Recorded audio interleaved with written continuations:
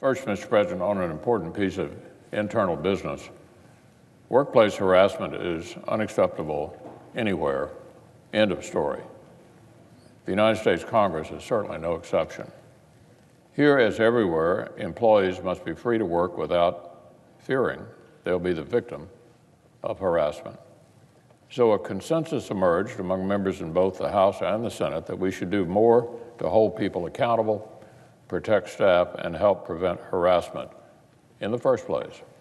That's exactly what will happen under the proposal that our colleagues, Senator Blunt and Senator Klobuchar, have developed.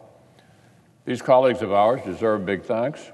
Their thorough bipartisan collaboration has produced an impressive and comprehensive proposal to reform how Congress handles claims of violations of federal workplace laws, particularly instances of harassment. It will help this institution take an important step forward. Their proposed reform achieves many of the important goals that members of both parties have put forward in recent months. There was widespread consensus that members of Congress who commit sexual harassment should reimburse taxpayers for the cost of claims or settlements. This reform achieves that and more. It requires members to pay for any harassment claims for any protected class where the member has personally engaged in misconduct. We sought to eliminate obstacles that made it more difficult for employees to file claims. This reform achieves that.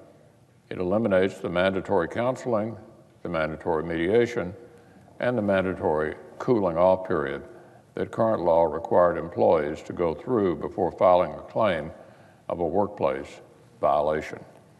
We wanted to ensure disclosures when there are settlements or awards for instances of sexual harassment. This reform achieves that and more. It mandates that every instance where a member is found to have personally committed any type of harassment be publicly reported. This is an entirely appropriate package of reforms that every member of this body should be able to support. It builds on the foundation laid by Senator Grassley's landmark Congressional Accountability Act back in 1995. Our friend from Iowa led the way in making sure that Congress had to live by the workplace laws that it required of others. And it builds on other important steps this institution has recently taken, such as updating and strengthening the anti-harassment training that all Senate employees must complete. Here's what all this adds up to: a clearer, easier, and more timely process for those who seek to file harassment claims, and greater personal accountability and transparency in the event that misconduct occurs.